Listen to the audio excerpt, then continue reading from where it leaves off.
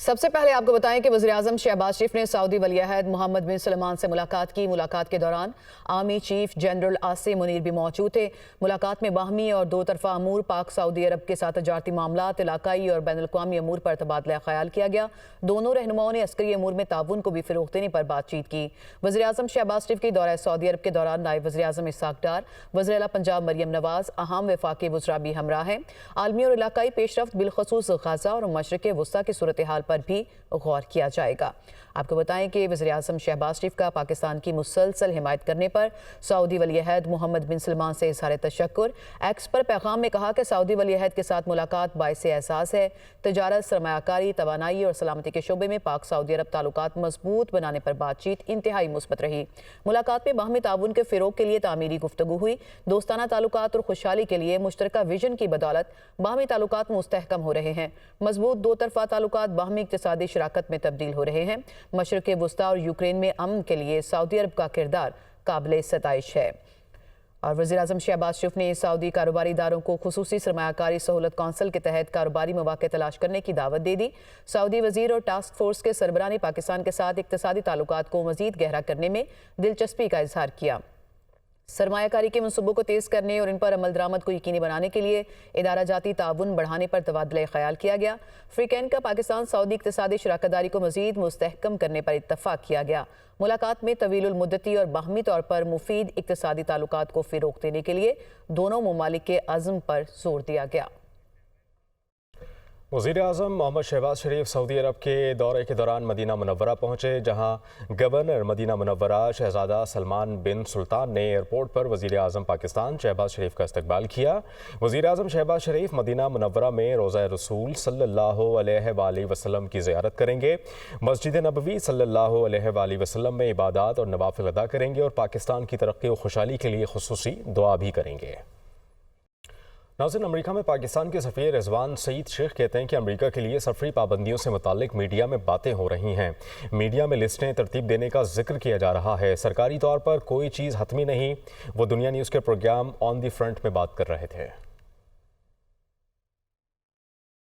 जो मीडिया में आ रहा है कि इस किस्म की तरतीब दी जा रही है, 3 मुख्तलिफ हिस्सों में कुछ जो अक़वाम हैं उनको तकसीम किया जा रहा है। कि अभी कुछ कहना जो है वो कबल अज़ वक्त है। जाहिर है कि हम राब्ते में है। सिफारती अमल जो है वो एक तदरीजी अमल होता है, वो जारी है, जारी रहेगा और कोशिश भरपूर है कि हम मस्बत तरीके से किसी मस्बत नतीजे पे पहुंचे। पाकिस्तान और अमेरिका के दरमियान दहशत गर्दी पे ताउन जो है वो बहुत ही कदीम है और मुसलसल है। पाकिस्तान वाहिद मुल्क था उन ममालिक में जिनका नाम उस तकरीर में लिया गया ट्रंप साहब की तरफ से, जिसका उन्होंने शुक्रिया अदा किया उस ताउन पे जो दहशत गर्दी के सिलसिले में पाकिस्तान जारी रखे हुए है और इस खास वाक़े के हवाले से भी उन्होंने शुक्रिया का इजहार किया।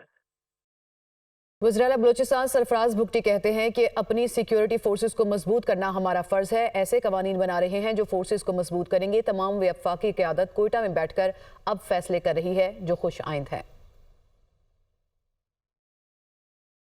ऐसे प्रोविंशियल लॉज की तरफ जा रहे हैं कि जो हमारी सिक्योरिटी फोर्सेस को स्ट्रेंथन करेंगी इस लड़ाई को लड़ने में। ऑनरेबल प्राइम मिनिस्टर के हुक्म पर जो फेडरल मिनिस्टर्स थे और उनके सेक्रेटरीज वो सब यहाँ पे तशरीफ़ लाए। जो इश्यूज़ रिलेटेड थे बलूचिस्तान के वो आज हमने थॉरली डिस्कस किए हैं। ख़ास तौर पे वज़ीर-ए-आज़म पाकिस्तान का शुक्रिया अदा करना चाहता हूँ कि उन्होंने तमाम मिनिस्टर्स को यहाँ पर भेजा है और इस मैंडेट के साथ भेजा है कि यहीं पर डिसीजंस होंगे और आज के बाद जो बलूचिस्तान के डिसीजंस हैं वो इंशाल्लाह ताला क्वेटा के अंदर होंगे। वज़ीर-ए-आज़म पाकिस्तान का शुक्रगुज़ार हूँ कि इतना बड़ा मेगा प्रोजेक्ट बलूचिस्तान के लिए दिया है। आज एक पॉजिटिव स्टेप हुआ है ऑनरेबल प्राइम मिनिस्टर की तरफ से, ऑनरेबल प्रेसिडेंट की तरफ से, फिर सारे वज़रा की तरफ से।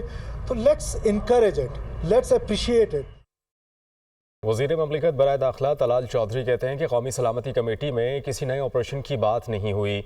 वज़ीर आला खैबर पख्तूनख्वा कन्फ्यूजन फैला रहे हैं। सियासी पॉइंट स्कोरिंग के लिए नए ऑपरेशन का शोशा छोड़ा गया। अली अमीन गंडापुर ने कहा कि किसी ऑपरेशन की इजाज़त नहीं देंगे। वो इस्लामाबाद में न्यूज़ कॉन्फ्रेंस कर रहे थे। इन्होंने कहा कि किसी ऑपरेशन की इजाजत नहीं देंगे। मैं बिल्कुल वाज़े तौर पे ये बताना चाहता हूं, किसी नए ऑपरेशन का आगाज करने की बात ही नहीं हुई। नया ऑपरेशन होने ही नहीं जा रहा। नए ऑपरेशन का शोशा छोड़ा सिर्फ एक कंफ्यूजन पैदा करने के लिए किया जा रहा है। ना वो जेट ब्लैक टेररिस्ट जो थे, जो कि मतलूब थे पूरी दुनिया को, वो दोबारा उनको पाकिस्तान में बसाया जाता, और ना आज के दिन के ये हालात पैदा होते। मैं सीएम केपी को कहता हूं कि अगर वो दहशतगर्दों के खिलाफ उनके सामने खड़े नहीं हो सकते तो उनके दोस्त बन के उनके साथ भी खड़े ना हो। केपी हुकूमत जो एक पार्टी के पास है पिछले 13 साल से, वो सिर्फ इतना बता दे कि उस 800 अरब में से क्या 8 अरब भी सीटीडी या दहशतगर्दी के खिलाफ जंग पर, किसी पुलिस पर या किसी इदारे पे लगाए। पीटीआई वाले गिरेबान में झांकिए, इनको किसने इक़्तिदार में बिठाया था? बानी पीटीआई ने अपने दौर में अपोजिशन को जेलों में डाला। अगर बानी रियासत के खिलाफ रवैया अपनाएंगे तो मकबूलियत खत्म हो जाएगी। वज़ीर आज़म के मशीर राना सनाउल्लाह की प्रोग्राम ऑन द फ्रंट में गुफ्तगू, और ये गुफ्तगू करते हुए उन्होंने कहा कि ट्रेन में बेगुनाह मुसाफिरों को शहीद किया गया। ट्रेन हादसे पर जो प्रोपेगेंडा भारत ने किया वही पीटीआई के सोशल मीडिया अकाउंट्स ने किया। अलीमीन गंडापुर ने इजलास में मुकम्मल तायीद और यकजहती का इजहार किया। पीटीआई की जो इस वक्त मौजूदा उनकी पॉलिसी है, तो ज़रा थोड़ा सा गिरेबान में वो झांकें और देखें कि ये सारा कुछ दिया उनको किसने था। पुलवामा का एक वाक़या हुआ था और उस वक्त आप अपनी अपोजिशन को जो है वो उस वक्त आप जेलों में धकेल रहे थे। तमाम पार्टीज़ ने पार्लियामेंट हाउस में, कमेटी रूम में आपका तकरीबन 2 घंटे इंतज़ार किया। ट्रेन में जो है वो बैठे बेगुनाह बेकसूर लोगों को कत्ल कर दिया गया, शहीद कर दिया गया। मामला यह कि इसके ऊपर पूरी कौम जो है वो रियासत के साथ खड़ी है। ट्रेन के हादसे के बाद जो इंडियन मीडिया जो है वो जो प्रोपेगेंडा कर रहा था, वही प्रोपेगेंडा जो है वो पीटीआई का सोशल मीडिया विंग जो है वो कर रहा था। अगर ये रवैया ये अपनाएंगे तो ये वो पॉपुलैरिटी जिसके ऊपर उनको नाज है ये जाती रहेगी। गंडापुर साहब ने मुकम्मल यकजहती का इजहार किया। साबिक वफाकी वज़ीर मिफ्ताह इस्माइल ने कहा है कि हुकूमत को 22 या 27 रुपए में शहरियों से बिजली खरीदना महंगा लग रहा है। यही हुकूमत 70 रुपए में IPP से बिजली खरीद रही है, वो महंगी नहीं लग रही। वज़ीर आज़म कहते थे कि आवाम अपने घरों में सोलर लगवाएं। हुकूमत को 27 रुपए बिना सेल्स टैक्स यानी कि 22 रुपए कुछ पैसे में सोलर सारिफ से बिजली खरीदना बोझ लग रहा है, लेकिन IPP से 70 रुपए की बिजली खरीदना बोझ नहीं है। कि शहबाज शरीफ साहब की वीडियो रिकॉर्डिंग्स हैं जिसपे ये कह रहे थे कि हर घर पे जरूरी होना चाहिए सोलर लगाना। कि जिस तरह मोबाइल फोन आने से PTCL खत्म हो गया है और लैंडलाइन खत्म हो गई है टेलीफोनी पाकिस्तान में, इसी तरह सोलर से अब बैटरियां आ रही हैं और नई बैटरियां आ रही हैं। अब हर घर पे सोलर लगेगा और ये हमको इसकी बेकारी ख़त्म हो जाएगी। लेस्को की, ISCO की महंगी बिजली नहीं ले सकेंगे। कि 6 महीने पहले इस हुकूमत पाकिस्तान ने चीनी की बरामदात की इजाज़त दी थी। अब जबकि उन्होंने सारी चीनी बेच दी है तो यहाँ पे पाकिस्तान में चीनी की किल्लत हो गई है और 170-180 रुपए की चीनी मिलने लगी है।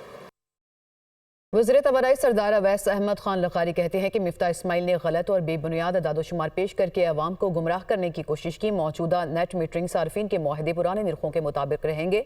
मिफ्ताह इस्माइल के बयान पर रद्द-ए-अमल देते हुए वज़ीर तवानाई सरदार अवैस अहमद खान लखारी का कहना था कि काबिल तजदीद तवानाई का फ़िरोग हुकूमत की तरजीह है। नेट मीटरिंग के कवायद में तब्दीली के बाद सोलर की कीमतें कम हुई। बाहमी इत्तफाक और मशवरे से IPPs के मुआहदों में नज़रसानी हो चुकी है। न्यूज़ स्टूडियो से फिल वक्त इतना ही। मज़ीद किसी भी खबर की तफसील के लिए विजिट कीजिए हमारी वेबसाइट dunianews.tv। इसके अलावा आप हमें सोशल मीडिया के दीगर प्लेटफॉर्म्स पर भी फॉलो कर सकते हैं।